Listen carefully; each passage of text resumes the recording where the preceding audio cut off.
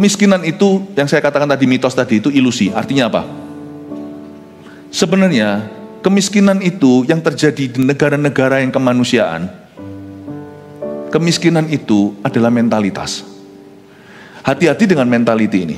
Saya ngomong ini, saya tidak bela kaya atau miskin, saya tidak memihak, tapi saya akan pretelin satu-satu yang miskin dan kaya salahnya di mana, benernya di mana.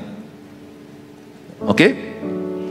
Kalau Anda belum subscribe di channel ini, segera, supaya Anda bisa mengikuti terus rema-rema dari Roh Kudus ya.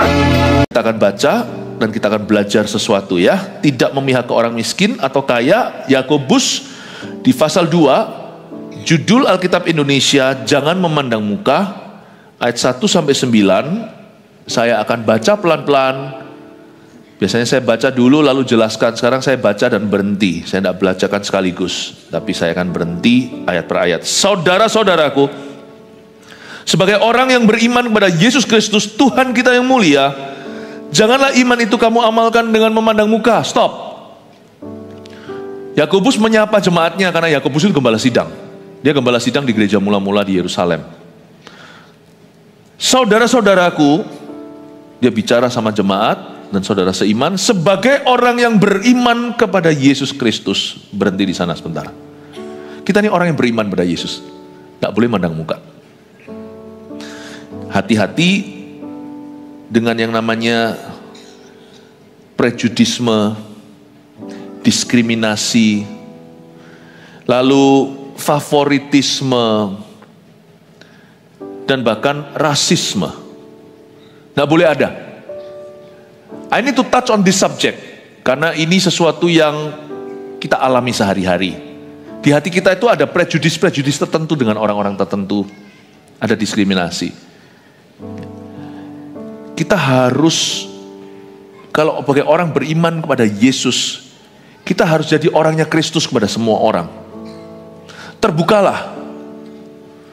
Tanda-tanda prejudisme, diskriminasi, itu juga bisa dialami di CG. Ya, kita maunya, karena kita memandang muka, kita maunya sama orang-orang itu doang. Kita tidak mau membelah. Contohnya ini kalau mau ditarik garis panjangnya, aplikasinya itu bisa aja. Karena kita memandang muka. Aku cuma suka sama orang itu. Kenapa Anda yakin tidak suka sama yang satunya? Wong Anda belum mencoba. Tuhan itu sudah mendesain hidup kita itu demikian rupa. Anda satu keluarga berapa orang, nanti suatu hari Anda akan punya menantu, Anda akan punya mertua. Kita itu dicipta Tuhan untuk berkembang secara sosial. Belajar terbuka, jangan pandang muka. Belajar bisa menerima muka baru dan muka yang berbeda. Kasih Yesus akan teruji dalam kehidupan orang beriman. Bagaimana cara dia membuka diri pada semua orang. Meskipun saran saya selalu, kalau ada orang mau bicara soal perjodohan, saya selalu bilang begini karena ini firman. Bahkan pemerintah pun menganjurkan kalau bisa jadian itu sama orang yang banyak similarity atau kesamaan. Tapi yang ini firman Tuhan dulu. Jangan jadi pasangan tidak sepadan dengan orang tidak beriman. Orang beriman kok jadian sama orang tidak beriman.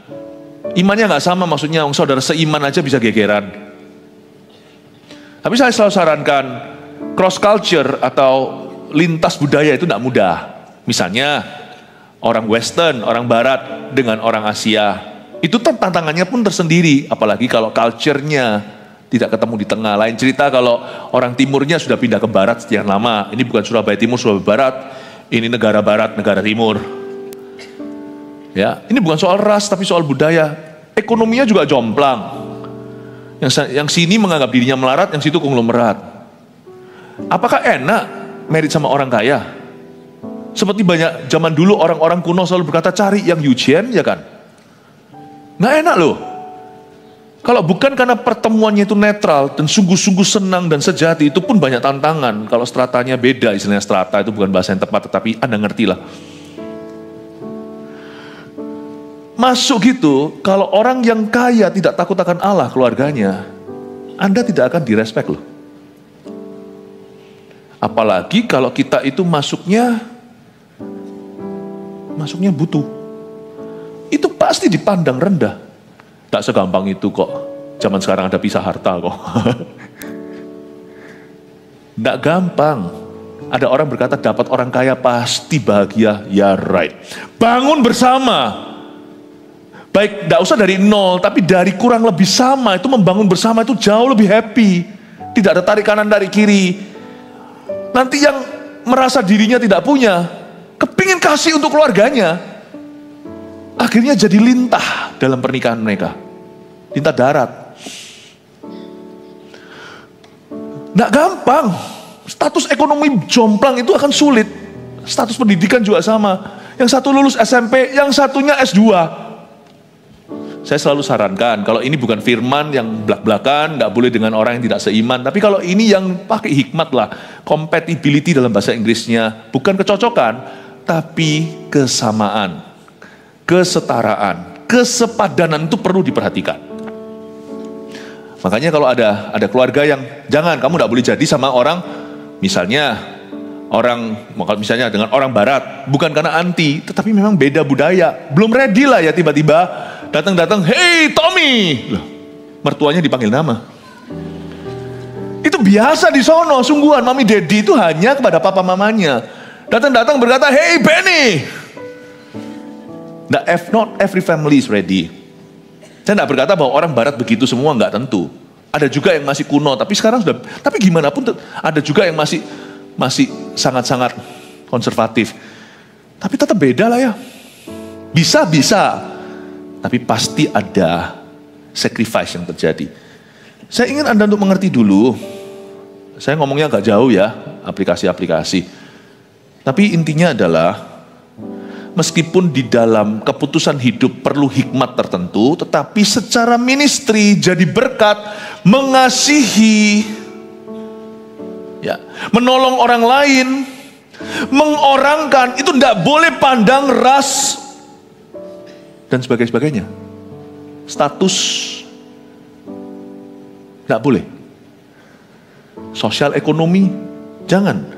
Kita harus jadi orangnya Tuhan ke atas, orangnya Tuhan ke bawah. Saya mau latih Anda untuk jadi orang begitu, nanti supaya dalam dunia kerja Anda semakin diangkat.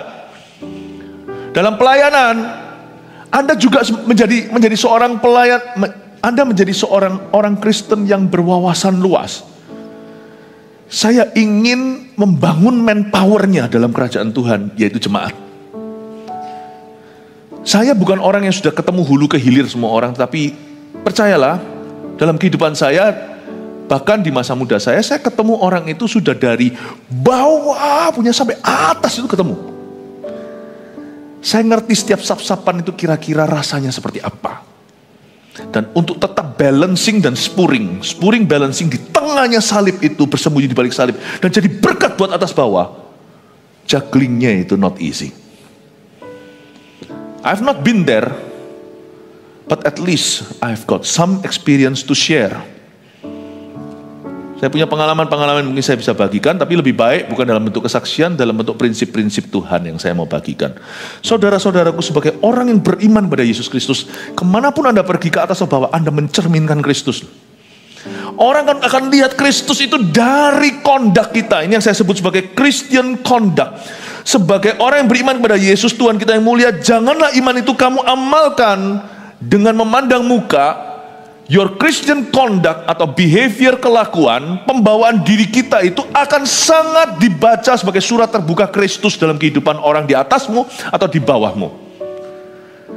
Mereka akan melihat itu. Jadi kita semua ada porsi begini in society. Tak terkecuali pendeta. Tidak gampang loh jadi pendeta. Karena kita itu adalah kategori orang yang mudah, dengan orang punya ekspektasi yang berbeda, mudah disalah ngerti di atas, salah ngerti di bawah. Tapi puji Tuhan, kalau kita punya skor masih sebagian besar orang diberkati karena kita, orang-orang melihat teladan, praise the Lord, I think we are still on the right track, tetap berada di rel yang tepat.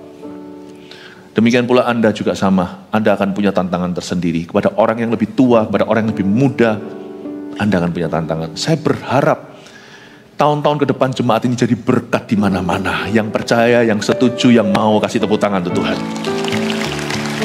Saudara-saudaraku, sebagai orang yang beriman pada Yesus Kristus, Tuhan kita yang mulia, janganlah iman itu kamu amalkan dengan memandang muka. Ada kata Tuhan kita yang mulia, itulah Shekinah. Artinya, the glory of the Lord of the church, bahasa Inggrisnya.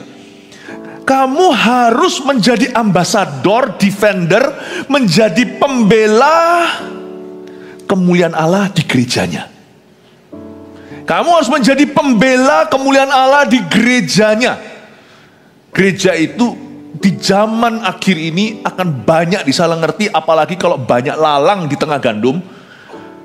Selalu ada gereja yang benar, selalu ada gereja yang salah. Jangan nilai gereja orang, kita selalu terbuka untuk Tuhan uji dan coba. But church adalah tempat gunjang-ganjing in society. The glory of the church is in danger. Kemuliaan gereja itu dalam bahaya. Kalau kemuliaan gereja dalam bahaya, yang jatuh korban nanti adalah orang-orang yang belum beriman. Mereka akan sulit terima Yesus karena lihat ulah gereja. Sedangkan di dalam gereja mesti ada orang yang selamat. Ya sudah, selamat aja mereka aja. Kalau kita tidak angkat bicara, kalau kita tidak mulai menunjukkan iman kita dengan benar dan benar-benar membela kemuliaan Allah di dalam gerejanya, Injil pun akan terhalang ketika masuk telinga mereka. Orang Kristen begitu, gereja begitu. Makanya saya sangat cerewet untuk gereja kita ini, untuk saya otak-atik detoks ilahi lagi. Khotbah seperti ini perlu saya berikan. Bukan hanya bertumbuh hingga 1 juta orang. Tapi yang saya cari, yang kita cari adalah kualitas kesaksian. Kesaksian hidup mereka yang nyata. Makanya sekarang kita sudah sampai di taraf 100.000 murid Kristus. GMS di mana-mana itu 100.000 murid hari ini. Saya nggak mau terus kita sementara berhenti di sini sebelum kita jadi 300.000 murid. Saya harus otak-atik lagi kehidupan kita, datang ke hadapan Tuhan, detoks lagi, dan memastikan bahwa kita semua on track, kita semuanya in sync dalam bahasa Inggrisnya, atau on par bahasa golfnya dengan Tuhan Yesus. Karena Tuhan tidak ingin gereja kita besar, tapi Tuhan ingin gereja kita menjadi serupa dengan Kristus. Saya dorong Anda, setiap jemaat Anda lah gereja sesungguhnya, bukan gedung kami. Bukan gedung kita. You are the building. I am a building too. Saudaraku, sebagai orang yang beriman pada Yesus Kristus, kau harus ingat siapa yang kau wakili, yaitu Yesus Kristus Tuhan. Tuhan kita yang mulia, the glory of the Lord dipertaruhkan melalui gerejanya. Tuhan itu bisa wangi atau tidak tergantung kelakuan Anda di masyarakat. Tergantung kelakuan kita. Saya harap kami sebagai gembala tidak pernah malu-maluin. Gembala gereja itu, gembala GMS kok gitu. Nah, paling-paling ya cuma fitnah, tak terbukti ujungnya. Tapi kami tidak pernah memberikan alasan nama Allah dicela dan nama jemaat dicoreng karena kami. Kalau ada gembala yang kayak gitu, don't worry my friend. Kami akan tindak sebelum mengena ke Anda. Kami sangat tegas. Semua rekan-rekan di sini tahu kami sangat tegas dengan standar. Ya, karena kami tidak mau membangun di atas dasar jerami yang hangus oleh api. Tapi demikian pula jemaat juga harus menjaga diri. Kata-katamu, perbuatanmu, keputusanmu, kelakuanmu di masyarakat itu mempertaruhkan nama Tuhan kita yang mulia dan kemuliaannya di gerejanya. Tapi sekarang kita lihat dulu tentang orang miskin dan kaya. Ini konteksnya, saya tidak mau keluar terlalu jauh. Janganlah iman itu, karena kamu adalah orang beriman pada Yesus, dan kamu itu mempertaruhkan nama Tuhan kita yang mulia. Janganlah iman itu kamu amalkan dengan memandang muka.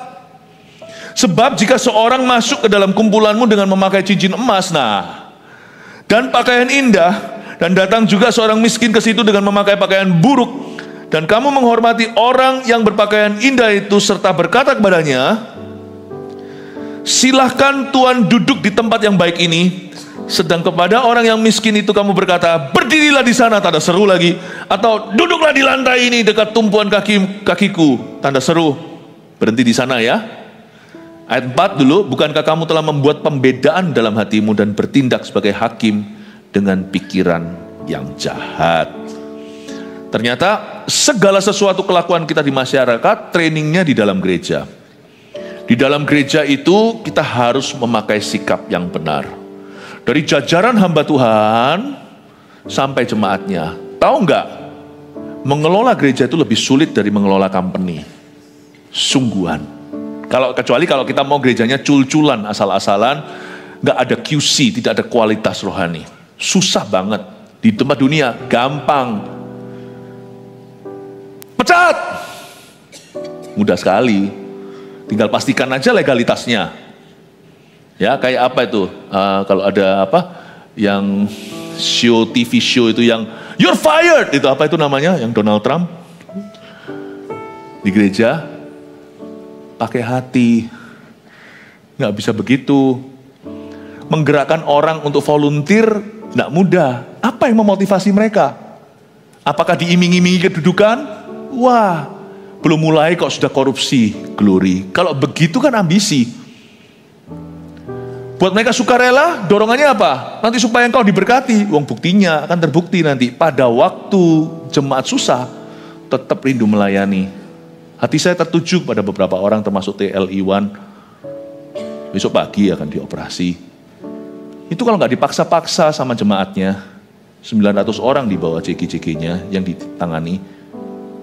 Itu kalau nggak dipaksa berobat segalanya, terus ngasir, volunteer, terus ministry pelayanan. Ada orang tanya sama saya, Pastor Philip, kok semua jemaatmu die hard gitu? Semua itu berani kasih nyawa gitu untuk gereja. Emangnya diimingi apa?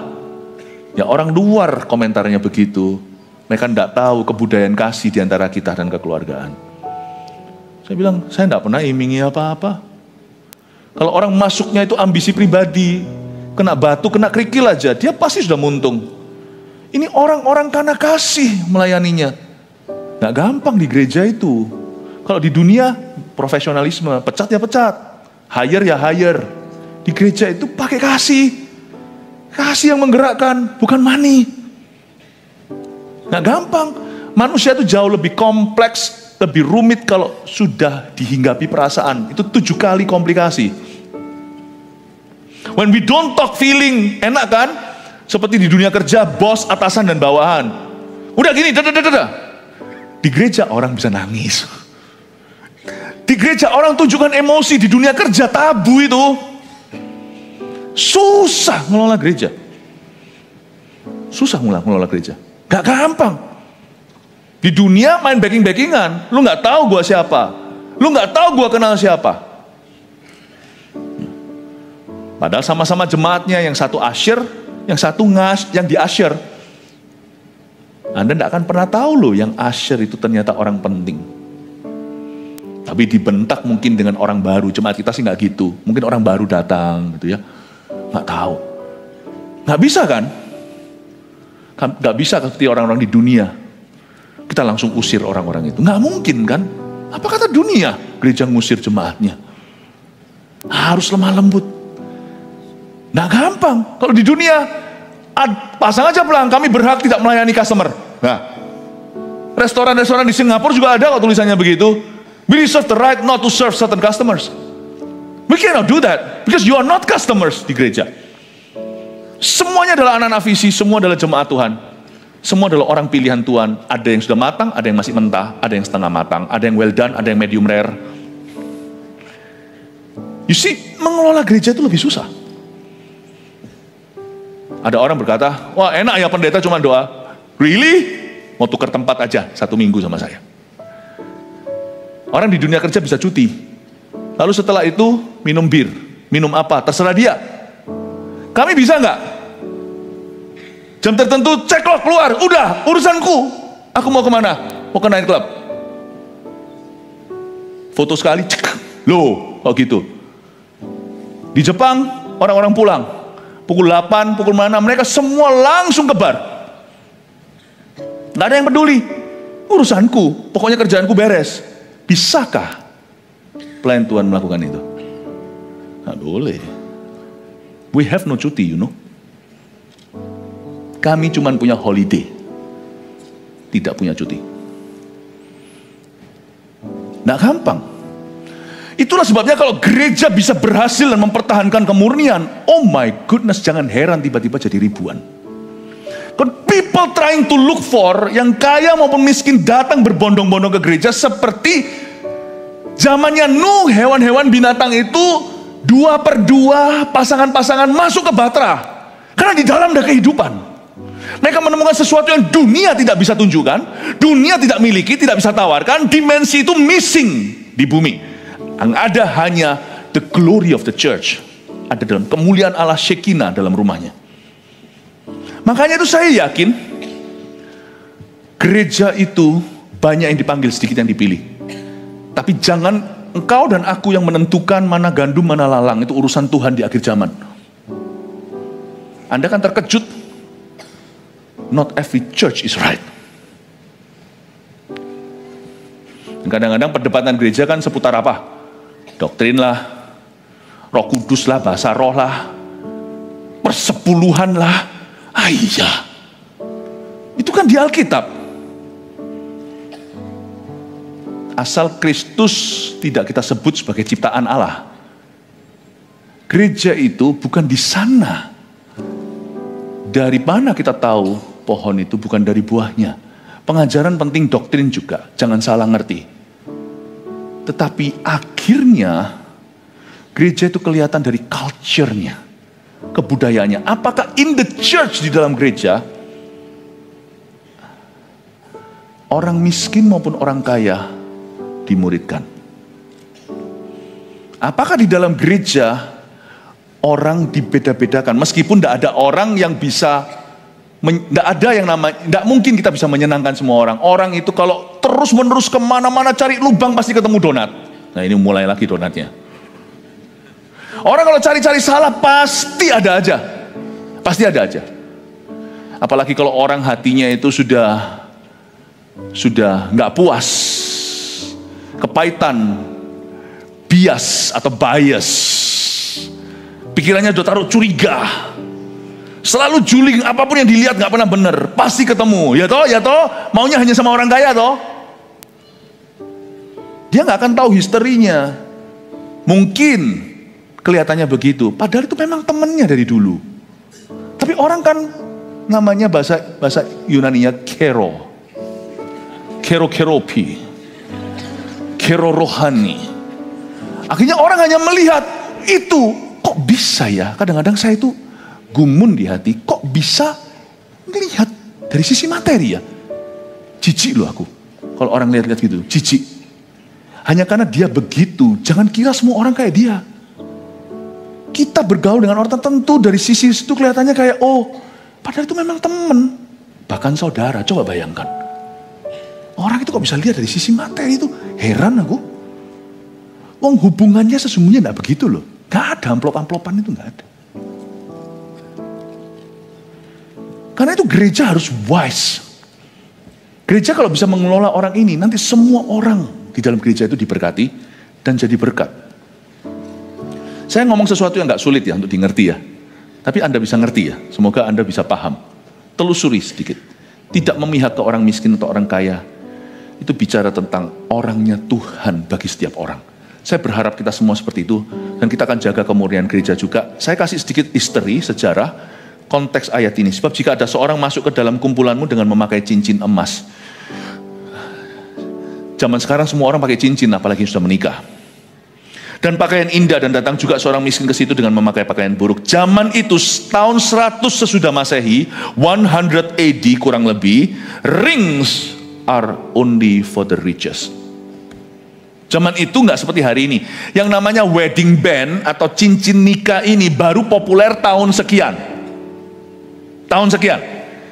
Menurut saya perusahaan jewelry pintar sekali. Sehingga menikah tanpa cincin itu rasanya belum sah. Tapi kalau gitu Adam dan Hawa nggak sah dong.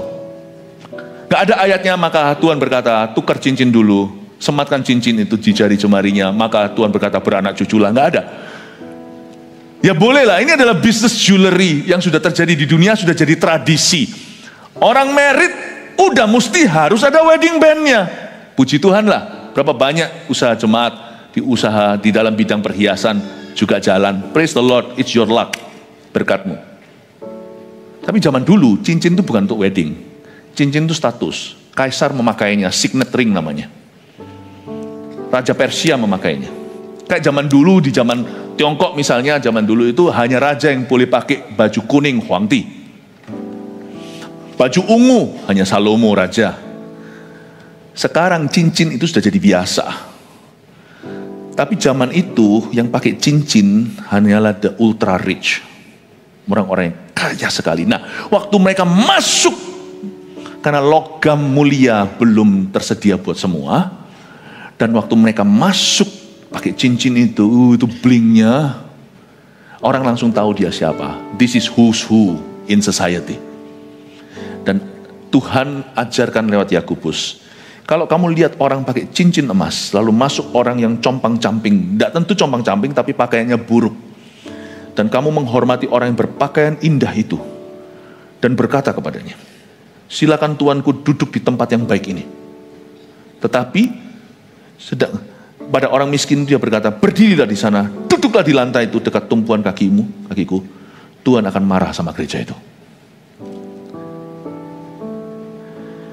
Kata kamu menghormati orang yang berpakaian indah, ayat 3, itu menghormatinya secara excessively, bahasa Inggrisnya, dan exclusively. Berlebihan, dan juga menghormatinya secara eksklusif. Dia saja. Membuat perkecualian yang luar biasa karena dia kaya. Tuhan akan marah dengan gereja itu. Dan Tuhan akan marah dengan siapapun yang jadi hamba Tuhannya.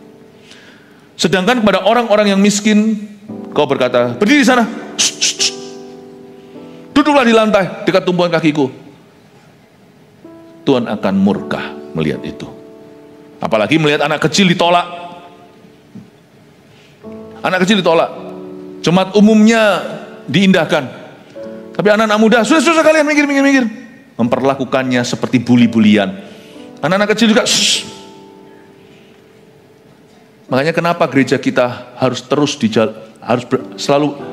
kenapa gereja kita terus berada di garis pertumbuhan? Mau tahu enggak? Yang kita indahkan setiap kali weekend, akhir pekan. Yang boarding the flight dulu, yang boarding pesawat dulu, naik dulu itu adalah penumpang privilege. Tiada lain voltage. Anak-anak kecil. Haleluya, kasih tepuk tangan Tuhan. Itu sebuah statement, sebuah cetusan. Bahwa anak-anak yang tidak punya apa-apa, yang punya itu papa mamanya. Mereka yang empunya kerajaan sorga. Mau kaya atau miskin di gereja kita MSC 1 dulu ya. Memberi tidak bisa setir. Gereja punya tatanan hikmat dan tua-tua yang dituakan. Gereja kita kalau bisa begitu dengan harapan supaya jemaat gitu di hidupnya. Kami harap jemaat gitu supaya kita semua jemaat dan gereja diberkati Tuhan. Jangan Tuhan murka. Tapi kita supaya bisa menjadi ambasador Kristus ke semua orang. Duduklah di lantai ini dekat tumpuan kakiku. Saya pernah datang ke sebuah tempat, sebuah gereja, tapi saya nggak sebut mana, toh Anda tidak tahu. Saya sedih sekali. Tempat penuh waktu saya berkhotbah, full house itu. Ya, saya nggak beritahu di mana, bisa di luar negeri. Waktu saya datang, itu anak-anak mudanya diusir loh. Ya ampun. Minggir. Saya ngomong bisiki sama orang yang barengin saya, bilang, how lucky are the young people in our church. Mereka itu primadona. Kita itu kalau perlu kita yang vale mobil orang di luar. Supaya anak-anak itu semuanya bisa beribadah. Di sini diusir-usir, minggir. Kasih kursinya. Aduh Tuhan. Saya berkata, Tuhan, hari ini aku belajar. Itu zaman puluhan tahun yang lalu. Saya berkata, Tuhan, aku tidak mau, kami tidak mau membangun gereja yang besar. Tapi gereja yang bisa menghargai siapa saja. Mengasihi semua orang. Dan memang selalu akan ada, dan tidak akan ada orang yang menempati tempat istimewa kecuali Kristus. Semua orang harus mulai dari bawah. Saya nggak peduli kalau masa lalu jemaat dulu pernah pelayanan super tinggi. When you come to our church, lewat welcome lounge seharusnya, ya perkenalkan diri. Kami akan menawarkan MSC 1 juga. Nomor induk jemaat di gereja ini akan selalu mengutamakan pemuritan. 8 kali Anda ikut CG, dari 12 kali pertemuan hanya boleh bolong 4 kalau memang itu pun karena pekerjaan. Setelah itu Anda ikut MSC1 My Spiritual Journey. Tidak peduli kalau ada orang yang merasa dirinya melarat, atau yang lain merasa konglomerat, sama-sama duduk di sebelah bangkunya di MSC1. Karena gereja adalah cetusan hikmat Allah. Like father, like son. Buah tidak jatuh jauh dari pohonnya. Kalau gereja culture-nya tidak sehat, keluarga-keluarga nanti culture-nya juga nggak sehat.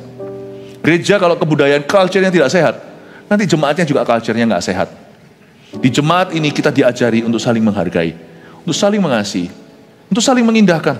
Bahwa setiap orang-orang yang diberikan itu kita tidak nilai mereka berdasarkan dengan uang. Uang itu bukan status di hidup kita. Kristen yang sejati itu tidak menjadikan uang sebagai status untuk sok, atau uang sebagai status untuk minder. It's never between us. Kalau ada orang yang punya uang lebih, bersyukurlah, kau jangan iri. Kalau ada orang yang punya uang kurang, jangan kita gaya, karena uang itu kepercayaan. Uang is never a status. Tidak pernah sebuah status.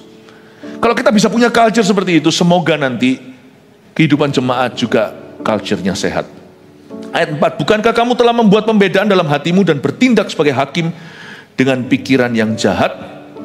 Dengarkanlah hai saudara-saudara yang kukasihi. Ayat 5, bukankah Allah memilih orang-orang yang dianggap miskin oleh dunia ini untuk menjadi kaya dalam iman dan menjadi ahli waris kerajaan yang telah dijanjikannya kepada barang siapa yang mengasihi Dia? Ini ayat 5 seolah-olah kedengaran komunis sekali. Kalau Anda baca ya, bukankah Allah memilih orang-orang yang dianggap miskin oleh dunia? Saya suka sekali, Yakobus sangat berhikmat. Dia berkata, orang-orang yang dianggap miskin oleh dunia ini. Kalau Anda dengarkan khotbah saya di kebaktian pukul 10 waktu Indonesia bagian Barat tadi, kebaktian 2, saya sudah jelaskan bahwa term kaya sama miskin itu ilusi. Itu ilusi. Kecuali kalau kita bermasalah sandang pangan papan. Biasanya itu korban perang atau korban bencana alam. Misalnya perang saudara di Afrika kan ada banyak dulu. Lalu kelaparan terjadi. Nah, orang akhirnya jatuh di bawah taraf kemiskinan, termasuk sekarang yang perang di Timur Tengah. Bapak Ibu Saudara, kecuali begitu sebenarnya kaya miskin itu ilusi, kecuali itu. Kok bisa? Kaya itu menurut siapa? Miskin menurut siapa? Selama kita bisa makan 3 kali sehari, punya pakaian, bisa sekolah, malah punya HP lagi. Meskipun harus bolak-balik, pulsanya habis dulu dan isi ulang. Sebenarnya boleh dikatakan sebagian besar orang bahkan di negara kita itu hidup di taraf kemakmuran yang baik. Apalagi di negara yang subur, langsung tumbuh kangkung. Sebenarnya kecuali kalau sandang pangan papan itu biasanya urusannya bukan ekonomi, itu sudah ada masalah sosial yang lainnya, perang contohnya. Masalah politik. Sebenarnya boleh dikatakan hampir di civilization peradaban dunia sekarang ini, hampir tidak semua, hampir banyak benua sudah hidup di taraf yang sangat manusiawi. Jadi di dunia yang manusiawi tersebut, term miskin dan kaya itu buatan manusia. Orang biasanya nyebut orang kaya kok begitu itu karena iri. Biasanya yang nyebut orang miskin itu orang kaya. Ya orang miskin kayak dia, loh. Orang kaya, wah kok gak jual aja hartanya kasih orang miskin, loh. Kenapa dia yang lebih kaya jual dulu? Kalau mau jual barengan. Sana kok gak jual loh, masih HP-an. Nangkep ya. Saya ajak Anda mikir sedikit tentang kaya miskin itu sebenarnya mitos. Itu mitos.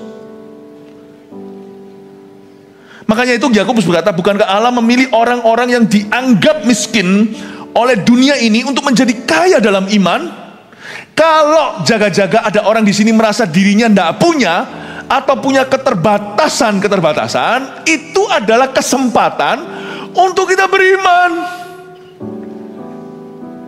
Gereja waktu belum punya apa-apa, mereka bersandar pada Tuhan. Gereja mula-mula berkata, waktu Petrus berjalan di gerbang indah, lihat orang lumpuh, dia berkata begini, emas perak tidak kupunya.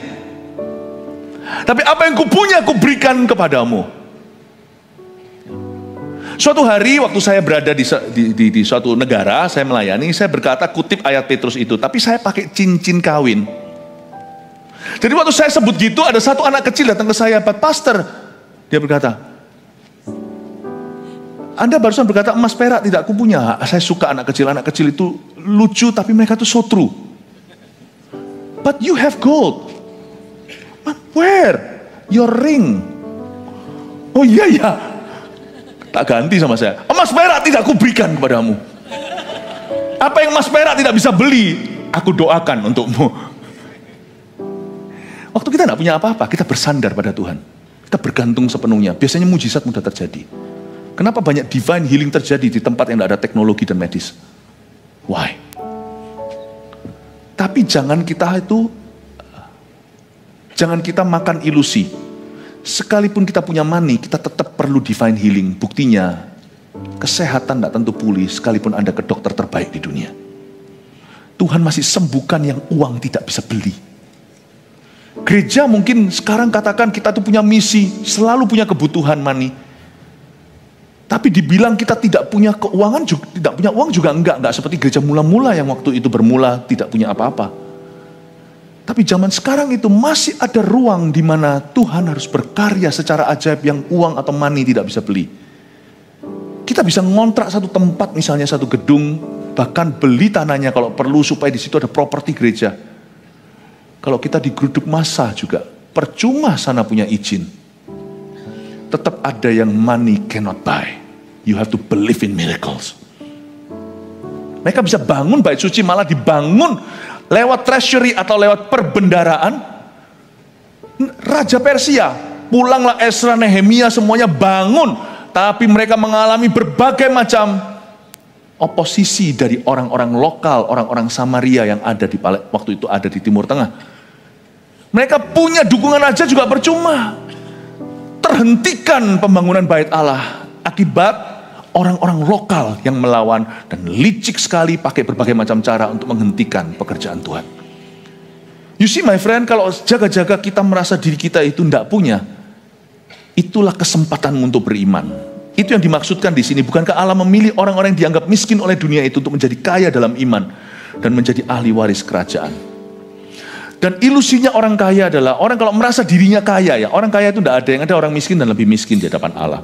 Tapi orang kalau merasa dirinya kaya itu biasanya sudah malas ke gereja. Malas berdoa, malas persekutuan, di tempat kita namanya CG, persekutuan saudara seiman. Kenapa? Karena salah satu ilusi money adalah I don't need anyone. Apalagi kalau kita mulai percaya bahwa money can buy everything, atau uang bisa membeli segala sesuatu. Kenapa? Satu alasan mengapa orang kaya masuk kerajaan surga. Lebih mudah unta masuk lubang jarum. Saya kasih beberapa, ada banyak itu bisa satu khotbah sendiri. Tapi saya kasih beberapa yang saya ingat, yang bisa langsung ingat di luar kepala ya. Mengapa orang kaya atau merasa kaya? Orang kaya itu tidak ada. Kaya menurut siapa? Miskin juga nggak ada, kecuali kalau sandang pangan papan bahaya. Itu semua kan perasaan doang. Orang yang merasa miskin adalah orang yang merasa kurang. Orang yang merasa kaya juga selalu kurang kok. Dia selalu cari nol berikutnya kok. Cuma dia merasa lebih kaya dari semua. Karena itu kadang-kadang yang membuat orang kaya susah masuk kerajaan surga, lebih mudah unta masuk lubang jarum adalah dia merasa bahwa semua orang butuh dia. Sampai-sampai pada taraf, hati-hati loh, bisa merasa Tuhan pun butuh dia.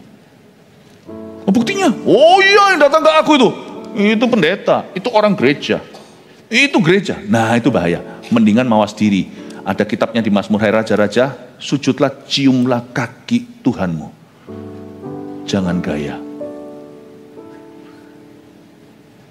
Karena orang kaya bisa dengan mudah berkata begitu. Karena itu kalau saya jadi orang kaya misalnya, dengan pengetahuan pewahyuan yang saya punya ini sekarang, saya pasti tahu batasnya. Bolehlah saya merasa semua orang butuh sama saya, tapi kalau sudah berkenaan dengan pekerjaan Allah, ngalah, mundur aja. Karena sana pegang kunci maut. Sana pegang kunci hidup dan mati. Mundur aja. Jangan lancang kata-kata. Mundur setelah memberi tangan kanan, tangan kiri jangan tahu. mundur berapa langkah, berkata, oke Tuhan, suatu kehormatan aku bisa memberi pada Tuhan. Karena waktu kita melanggar kemuliaan Tuhan, the glory of the Lord in the church, Anania Safira masih bisa terjadi. Beberapa orang yang merasa dirinya kaya, bahkan sungguhan kaya, yang masuk dalam masalah, itu karena Tuhan menghukum mereka itu ada. Itu karena suatu hari Nebukadnezar Raja Babel itu gaya, langsung sama Tuhan dibuat gila. Kukunya panjang seperti hewan-hewan yang merayap di bumi. Suatu hari Herodes memegahkan diri, ditampar malaikat di Kisah Para Rasul, ada ceritanya. There are some problems the rich have because they, without realizing, have blasphemed the name, the glory of the Lord in the church. Ada beberapa orang-orang yang merasa diri kaya, atau yang kaya sungguhan ya, dalam society kita semua tahu. Misalnya ini orang-orang sudah tidak tersembunyi lagi, ini orang-orang punya. Misalnya ada orang-orang tertentu seperti ini yang mengalami masalah besar, tapi mereka nggak sadar aja. Itu sebenarnya karena mereka pernah menghujat kemuliaan Tuhan dalam gerejanya. Memang gereja ada salahnya, misalnya orang mencacat. Tapi ketika dia cacat, yang dia cacat itu Tuhan di atas gereja, bukan gerejanya. Karena itu kalau di sini nanti tahun depan ada berkat internasional, sebagian di antara kita sini orang-orang biasa tiba-tiba dilimpahi oleh Tuhan harta kekayaan. Ingat, gembalamu sudah memperingatkan sebelum Anda jadi apa. Nggak boleh gaya kalau diangkat Tuhan. Nggak boleh. Still above you, there's the Lord of the church. Di atasmu tetap ada yang namanya Tuhan atas gerejanya. Amin Bapak Ibu Saudara. Saya ini kasih Anda vaksinasi. Saya ngomong gini tuh GR dulu, karena saya tahu jemaat yang kami gembalakan ini satu-satu akan diberkati. Nah amin ya, enggak usah. Amin. Karena itu harus tetap humble. Harus tetap rendah hati. Ya, sekalipun kalau ada di sini yang dibikin Tuhan kaya misalnya, dan susah payah tidak mengikutinya, Tuhan lah yang, kuasa Tuhan yang menjadikanmu bisa meraih itu. Ingat ya, sekalipun kalau ada di sini yang jadi lebih kaya suatu hari, jangan merasa kaya, please. Jangan merasa kaya. Paham? Tetaplah miskin di hadapan Allah. Berbahagialah orang yang miskin di hadapan Allah. Jangan merasa kaya, supaya Anda tetap fokusnya ke iman. Orang yang dianggap miskin oleh dunia, itu bisa jadi orang yang dianggap miskin oleh dunia itu justru menjadi kaya dalam iman dan menjadi ahli waris kerajaan. Tapi kamu telah menghinakan orang-orang miskin, ayat 6. Bukankah justru orang-orang kaya yang menindas kamu? Dan menyeret kamu ke pengadilan? Yakobus sangat belak-belakan. Kan justru orang kaya yang menindas kamu. Kenapa orang kaya lebih bisa menindas daripada orang miskin? Meskipun manusia tetap aja sama-sama jahat. Karena orang kaya punya toolsnya, punya sumber dayanya, punya resourcesnya. Mereka punya koneksi, punya money. Sebenarnya ya, saling menindas itu semua orang kaya miskin bisa. Orang kaya sama orang miskin sama-sama orang berdosa. Dua-dua bisa berguna, dua-dua juga bisa mengecewakan. Karena itu jangan jadi komunis. Orang kaya selalu salah. Siapa tahu mereka dapatkan secara halal dan itu memang berkat Allah.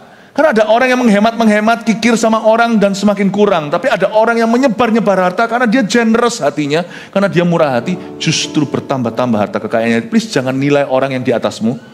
Anda tidak tahu ceritanya. Kecuali kalau Anda tahu ceritanya ada sesuatu yang salah, ya tegurlah empat mata. Tapi kalau enggak, jangan kau iri, jangan kita nyinyir atau kita jangan cerca. Ya. Kalau kita ada di atas, kalau ada orang yang di atas, bukankah justru orang-orang kaya yang menindas kamu dan menyeret kamu ke pengadilan? Orang-orang kaya punya resourcesnya untuk lakukan itu. Sebenarnya orang miskin juga sama. Ada orang miskin bunuh orang miskin, tahu nggak ceritanya? Dua-dua budak di Mesir. Itu loh zamannya waktu Musa coba tolong dan bukan bunuh lah, pukul-pukulan. Bukan bunuh sih, yang bunuh tuh Musa. Ya, saya ralat cerita. Tapi dua orang budak di Mesir itu sama-sama orang Yahudi yang sangat-sangat melarat. Mereka tidak punya harta, wong mereka budak. Mereka itu kerja rodi, kerja paksa, dan mereka berantem pukul-pukulan sampai Musa lerai mereka. Lalu mereka tiba-tiba bukannya hati mulia tapi jahat dan berkata, apakah kamu hendak membunuh kami seperti kau bunuh orang Mesir itu? Dan karena itu Musa lari. Dari sana kita tahu, seringkali kita mengeluhkan di masyarakat orang miskin selalu benar. Tidak tentu, orang miskin kaya sama-sama orang berdosa. Nangkep ini ya Bapak Ibu Saudara, jangan ada prejudisme terhadap orang kaya, jangan ada prejudisme kepada orang miskin, jangan memihak ke orang kaya, komunis namanya, dan jangan jangan memihak ke orang miskin namanya, memihak kepada orang miskin, komunis namanya, atau jangan memihak kepada orang kaya, kapitalis namanya. Kita bukan kapitalis, kita bukan komunis, kita adalah warga negara kerajaan Allah. Tidak ada Yahudi Yunani, tidak ada kaya miskin. Dalam hal ini kita semua setara di hadapan Allah. Yang ada di hadapan Tuhan cuma orang yang miskin dan lebih miskin di mata Allah. Karena itu kita harus mawas diri, dan supaya Tuhan terus bisa tambahkan dan limpahkan berkat-Nya atas hidup kita, dan percayakan kalau tangan kita tidak pernah menggenggam seperti ini, apapun bisa disalurkan. Amin Bapak Ibu. Dari ayat itu saya mengerti hari ini, bukankah justru orang-orang kaya menindas kamu? Sebenarnya orang miskin juga bisa, tapi mereka nggak mampu. Bukankah justru orang-orang kaya menindas kamu dan yang menyeret kamu ke pengadilan karena mereka bisa bayar pengacara? Dari ayat ini kita temukan sesuatu bahwa kalau orang itu punya berkat jasmani, berkat materi apalagi, tapi dia tidak ditimpali, tidak diimbangi dengan berkat rohani dalam karakternya, orang itu bahaya. Itu seperti menaruh atom, bukan menjadi tenaga listrik, tapi menjadi bom yang mematikan. Di tangan yang salah, berkat bisa jadi kutuk bagi sesama. Itulah sebabnya Bapak Ibu Saudara di gereja ini, janganlah kau mencari dan berdoa bagi berkat. Minta sama Tuhan menjadi serupa. Saya tidak pernah mengkhotbahkan kemakmuran. Anda saksinya kalau Anda sudah berjemaat sekian lama. Saya selalu ajarkan karakter, selalu edukasi, mendidik, layaknya Bapak mendidik anak dalam value-value Tuhan. Betul kan? Kenapa? Karena mempersiapkan supaya berkat Tuhan langgeng di hidupmu. Tapi di sini kita mengerti bahwa orang kaya disebut oleh Yakobus yang menindas kamu dan menyeret kamu ke pengadilan. Bahkan, bukankah mereka yang menghujat nama yang mulia, yang olehnya kamu menjadi milik Allah? Hah? Orang kaya menghujat nama yang mulia. Orang miskin juga banyak, tetapi mereka lebih menyolok. Kenapa? Karena orang kaya lebih disorot. Dari sini kita mengerti bahwa Yakobus berkata bahwa mereka, orang-orang kaya ini yang menghujat nama yang mulia, yang olehnya kamu menjadi milik Allah. Either mereka yang menghujat atau orang menghujat nama Allah karena melihat mereka. Karena kelakuan orang-orang kaya yang mengaku Kristen pula, jadi bisa jadi orang-orang menghujat nama Allah gara-gara mereka. Bukankah mereka yang menghujat nama yang mulia, bisa jadi orang kaya itu yang menghujat, atau bisa jadi orang menghujat karena orang ini. Be careful, banyak orang di dunia ini kepingin jadi konglomerat. Buktinya judikan marak di mana-mana. Kebaktian tadi tidak usah saya ulangi. Karena salah doktrin di sini bahwa berkat itu instan. Not really, not true. Berkat itu jangan kau cari yang instan, itu yang bahaya. Carilah lalu berkat rohani yang tidak kelihatan. Perkaya dirimu dengan value, dengan nilai Tuhan. Perkaya dirimu dengan firman. Jangan kejar itu. Ada beberapa orang punya konsep yang salah pula. Baru mulai kerja sudah ngebut dia. Aku mau by this time umur segini, aku sudah tidak perlu mengembangkan apa-apa. Aku harus kaya sebelum umur sekian. Oh, berarti sudah menubuatkan. Di umur itu, stroke dan mati. Kenapa harus pensiun dini? Kenapa kau pensiunkan dirimu? Kalau Allah berkata seumur hidupmu, nyawamu itu untuk memuliakan aku, untuk berkarya, untuk produktif, untuk mengelola talenta. Jangan kejar kekayaan seperti dikejar setan. Aku harus dapat segini by this time waktu aku usia segitu. Hai orang bodoh, kata Tuhan pada orang kaya itu, kau tidak tahu besok apa yang terjadi. Aku ambil nyawamu, kemanakah perginya nanti semua lumbung-lumbungnya yang terisi itu. Siapa menikmatinya? Perumpamaan Tuhan. Don't do that. Jangan lakukan itu. Jangan ada keinginan dalam hati kita mau kaya mendadak. Itu jadi masalah masyarakat. Makanya masalah di dunia ini, di negara kita juga bukanlah masalah sosial ekonomi, tapi masalah dosa. Hati orang itu gelap. Judi pun jadi. Sudah judi, pinjam lagi untuk tutup hasil kerugian. It's a sin, it's a spiritual problem. Tapi nggak kurang-kurang. Orang dalam dunia usaha juga salah perspektif. Aku mau kebut mumpung aku masih muda. Lalu kejar. Terus mau apa setelah itu? Jangan pikirannya pensiun seperti itu, pensiun dini untuk ongkang-ongkang kaki. Nggak ada cerita begitu, itu nggak ada. Kelola. Dan jangan kau kejar berkat sebelum waktunya. Nanti ambisi, utang kanan kiri, gak bayar orang kiri kanan. Janganlah, nikmati hidupmu, jalan dengan Tuhan sampai akhir hayatmu. Nanti ada waktu pensiun, nanti Tuhan yang akan tentukan.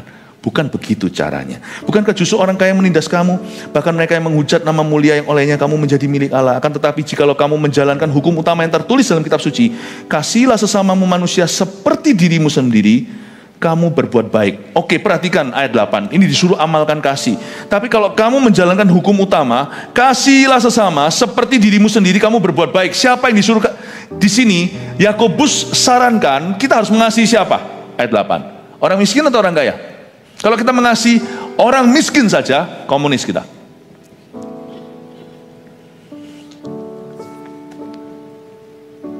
Kemiskinan itu yang saya katakan tadi, mitos tadi itu ilusi. Artinya apa? Sebenarnya kemiskinan itu yang terjadi di negara-negara yang kemanusiaan. Kemiskinan itu adalah mentalitas. Hati-hati dengan mentality ini. Saya ngomong ini, saya tidak bela kaya atau miskin, saya tidak memihak, tapi saya akan pretelin satu-satu yang miskin dan kaya salahnya di mana, benernya di mana. Oke?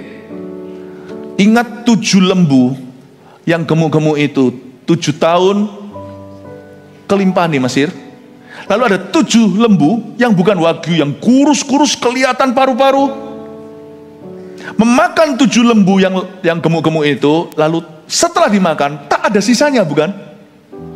Tidak tersisa sama sekali. Pernah bekas wagyu. Nggak ada itu.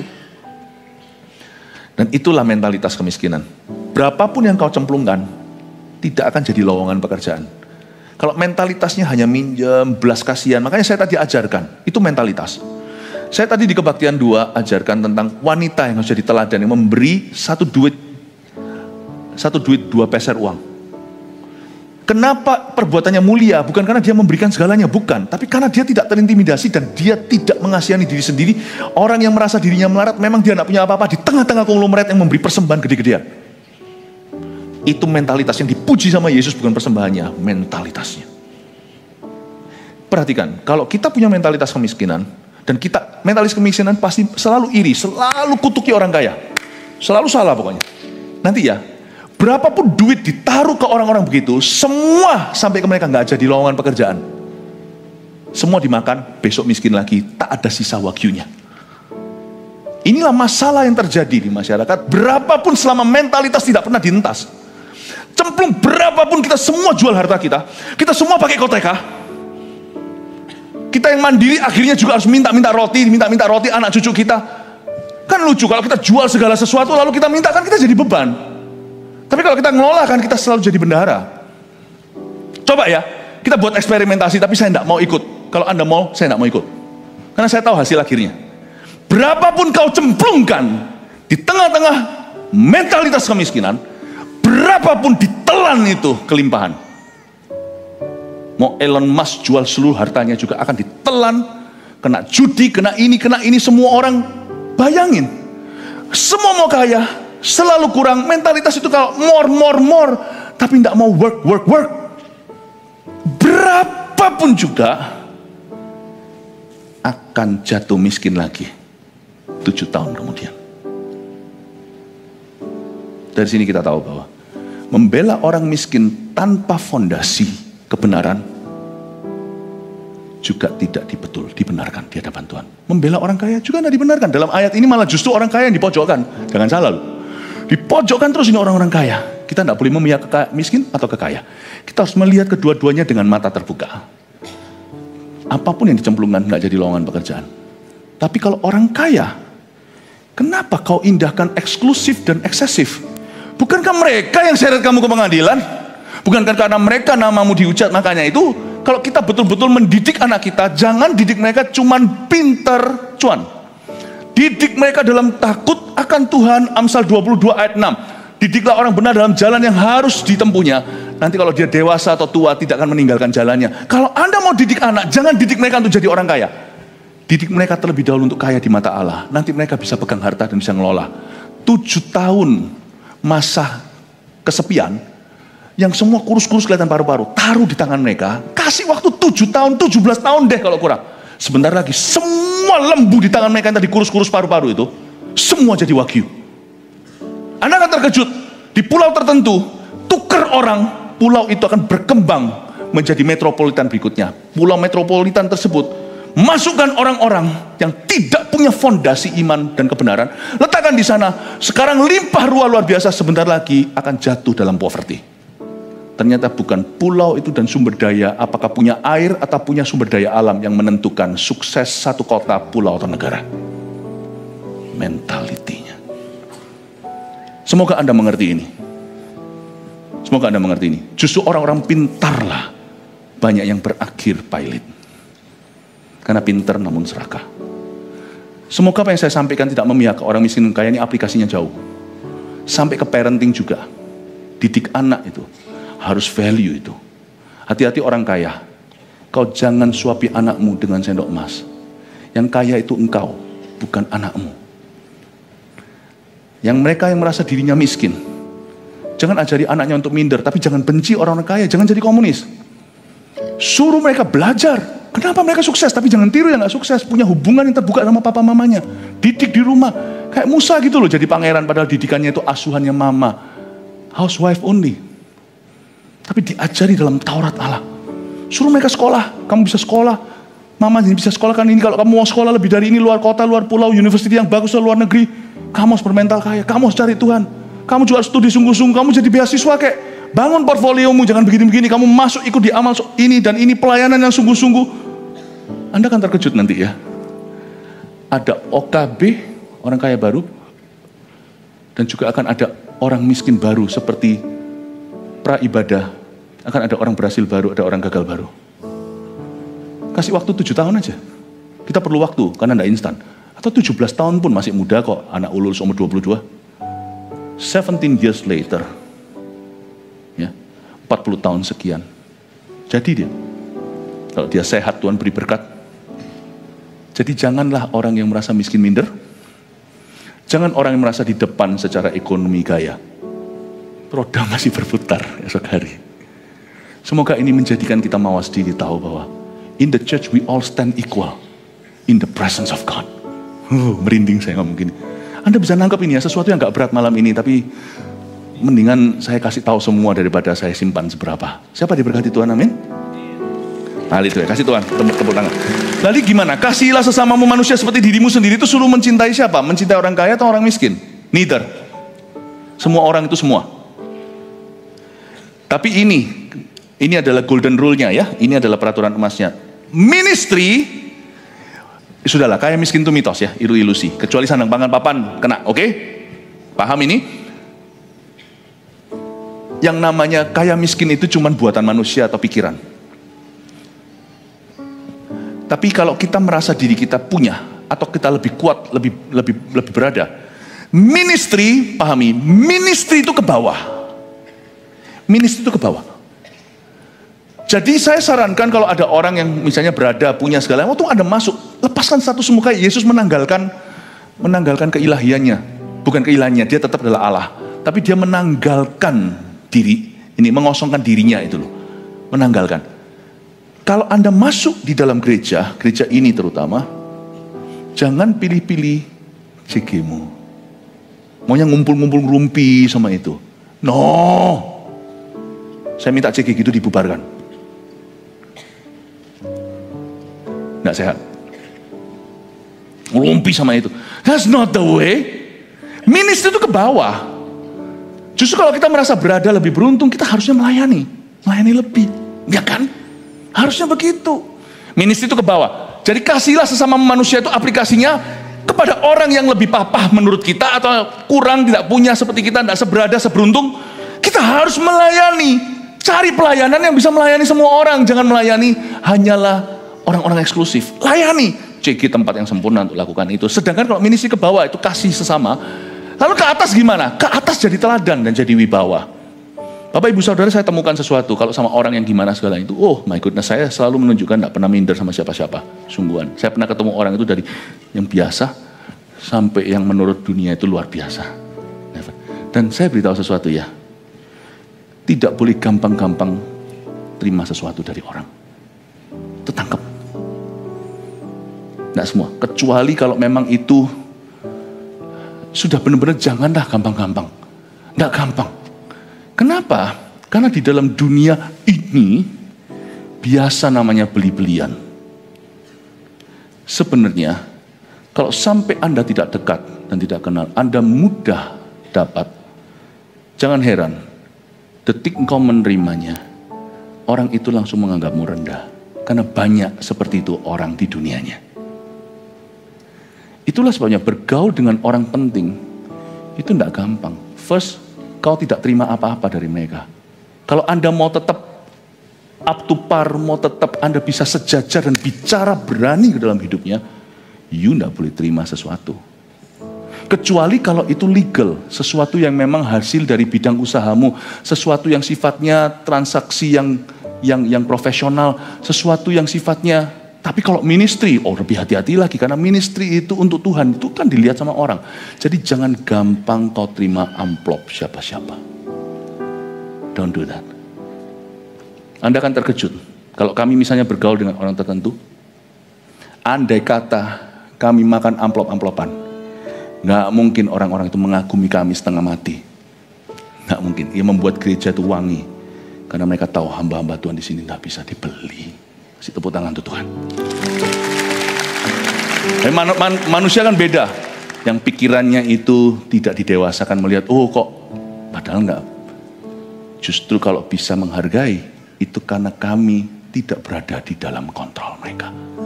Sebenarnya bergaul dengan orang-orang gede itu enggak ada untungnya. Kalau ministry itu ke bawah, lalu ke atas apa? Ministry juga, tapi ministry kita lewat wibawa. Sir, I don't have what you have. But you don't have what I have. Ada wibawa. Ministry ke bawah itu memiutangi belas kasih. Ministry ke atas adalah menolak belas kasihan. Sehingga menjadi teladan. Ini yang disebut tidak memihak ke orang miskin dan orang kaya, tapi melayani kedua-duanya. Sedangkan kalau melayani kepada orang yang lebih lemah dari Anda, jangan difotoi. Karena nggak semua orang nyaman. Karena mereka nggak bangga dengan keadaan. Nanti jangan-jangan takutnya dikira pencitraan. Kalau Anda kalau salah satu tangan Anda memberi, yang satu jangan tahu. Tangan kiri memberi, jangan tahu tangan kanan. Itulah sebabnya kalau kita bantu orang-orang yang kasihan gimana segalanya, nggak usah terus masukkan ke IG semuanya. Karena itu percuma, itu memalukan buat mereka. Kalau mereka tidak bangga dengan keadaan mereka. Amin Bapak Ibu Saudara. Dan kalau kita bergaul dengan orang atas, jangan kau kira gampang. Misalnya tadi pernikahan, cari orang yang sangat-sangat di atas kita secara ekonomi, emangnya mudah? Jangan cari yang seperti itu, nggak perlu cari mertua kayak gitu, nggak perlu cari menantu seperti itu, nggak perlu, karena itu nggak ada untungnya buatmu. Carilah kehendak Allah dan cari apa yang sesuai dengan situasi hidup yang Tuhan berkenan atas hidup keluarga Anda. Jangan menjadi penaik tangga, pemanjat atau social climber. Jangan jadi gold digger, jangan menjadi penggali emas. Nggak keenaan. Karena orang-orang yang ada di atas yang mahir-mahir bisnis ini, mereka sudah tahu yang namanya transaksi. Kalau kita mau dapat money dari mereka, mereka itu sudah lihai dan hebat. Apa maksudnya? Mereka biasa, jangan kira loh, orang kalau kaya raya itu mereka nggak tahu uangnya di mana. Justru mereka bisa kaya raya karena tahu setiap sen terakhir di mana. Dan mereka itu investor semuanya, tahu semuanya. Kalau kita beli kan cuman gegabah, kita kompulsif, impulsif mau beli ini. Kalau mereka enggak, semua dihitung untung ruginya. Semua itu ada kalkulasinya, makanya pinter. Makanya mereka itu berada di 1% istilahnya. Jangan kira kalau kita deket itu kita dapat sesuatu. Pasti ada sesuatu timbal baliknya. Jangan lugu. Kecuali kalau bisnisnya itu profesional, bisnisnya itu fair-fairan. Kalau itu sesuatu yang sungguh-sungguh memang sudah boleh dikatakan memang sepatutnya. Tapi kalau itu kemurahan hati, belas kasihan, be careful my friend. Tidak segampang itu sama orang gede. Karena orang gede pun masih tetap bisa menjilat orang lebih gede. Jangan lupa, jilatanmu tidak free. Anda bisa dapat sesuatu, ini itu. Pasti ada sesuatu yang mereka minta kembali. Investor, pinter. Sen terakhir tahu. Malah justru, orang yang tidak punya banyak itu biasanya malah cul-culan, lepasan, tidak tahu uangnya di mana semua. Beli ini, beli itu, tidak tahu. Tapi mereka semua tahu. Makanya mereka bisa begitu sukses. Dan Anda kira orang datang deketi, lalu habis itu dapat belas kasihan. Dikasih. Careful tuh. I want something in return. Karena berarti Anda adalah investasiku. Gak gampang. Gak gampang. Supaya Anda mengerti, orang miskin, orang kaya bedanya apa? Kalau Anda naik ke atas, jangan gaya. Kalau turun ke bawah, jangan minder. Dan kalau berhadapan dengan yang atas, jangan minta belas kasihan, tapi deal fairly. Kalau memang berkenan, kalau enggak, jangan makan bubur, jangan makan nasi lunak. Buyot seluan, fan, bahasa Chinese-nya. Jangan gampang, jangan mengini uang orang. Kalau itu memang bukan hasil pekerjaanmu, dan itu menurut bidangmu, jangan mengharapkan sedekah. Meskipun sedekah itu bisa bagi beberapa orang itu seperti di luar sana kasih 5.000 sudah happy, mungkin bagi beberapa orang $5.000, mungkin beberapa orang 5 miliar. Jangan harapkan uang gampang. Karena bagi orang yang berada di sana mentang-mentang mereka punya, don't forget tuh mereka punya karena mereka careful with money. Apa yang Anda minta gini itu ada returnnya. Kalau saya mau jadi hamba Tuhan yang begituan, dengan mudah mungkin saya dapat. Tapi saya tahu, berarti ada sesuatu terambil dari aku. No, you come to my church, you serve in this church. And I have the right to say that I belong to God. Amin Bapak Ibu Saudara. Semoga apa yang kami teladankan menjadi pembelajaran buat kita. Anda akan terkejut. Ketika bilioner dan milioner berkumpul. Milioner kan wah gimana. Ketika mereka berkumpul, stratanya kerasa langsung. Tapi kami hamba Tuhan, doakan kami terus. Kami itu bisa menembus semua tingkat-tingkat. Kalau tidak semua orang bisa, tapi kami bisa menembus. Mau yang milioner ke bilioner, kami bisa bicara selama kami jaga jarak. Jaga profesionalan. Dan kami bisa berbicara kepada semua orang. You akan terkejut. Kami bisa melayani siapa orang saja di tingkat manapun juga. Semoga gereja kita menjadi gereja yang terus dibangun oleh orang miskin dan orang kaya yang takut akan Allah. Kasih tepuk tangan Tuhan. Bapak Ibu di sini jangan minder. Aku siapa? Jangan. Saya tidak mau dengar suara-suara kayak gitu kalau mau pelayanan di sini. Aku memangnya siapa? Bukan siapa-siapa. Sama. Saya juga bukan siapa-siapa. Oh itu bos. Siapa bos? Semua kita di sini itu tidak ada bosnya. Semua kita itu cuma punya satu bos, yaitu Yesus. Semua kita melayani. Amin. Terakhir aja, saya kasih 3 kalimat, 3 poin ini untuk Anda bawa di dalam hati Anda. Tidak memihak ke orang miskin dan kaya. Segala macam aplikasi sudah saya kasih summary atau rangkumannya. Ayat 1.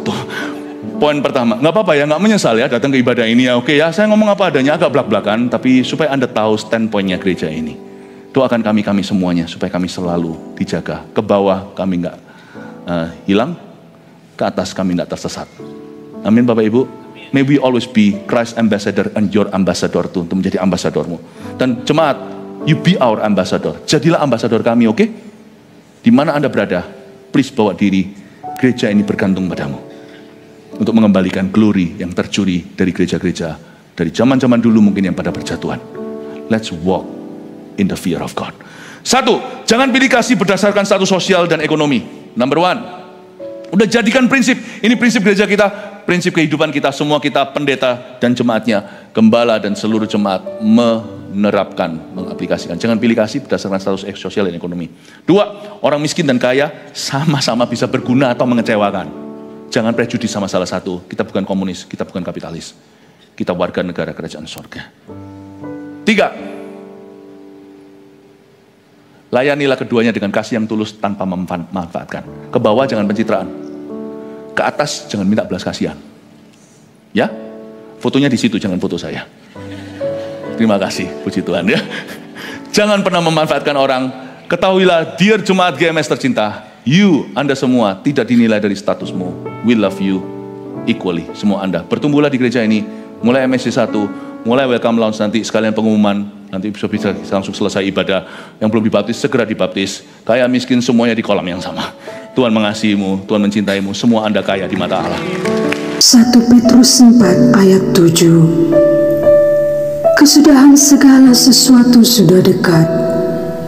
Karena itu, kuasailah dirimu dan jadilah tenang, supaya kamu dapat berdoa. Saudara yang terkasih, terima kasih telah mendengarkan firman Tuhan hari ini. Jangan lupa untuk dukung terus channel ini dengan cara subscribe, like, share, dan juga komen, agar saudara kita yang lain juga boleh terberkati. Tuhan Yesus memberkati kita.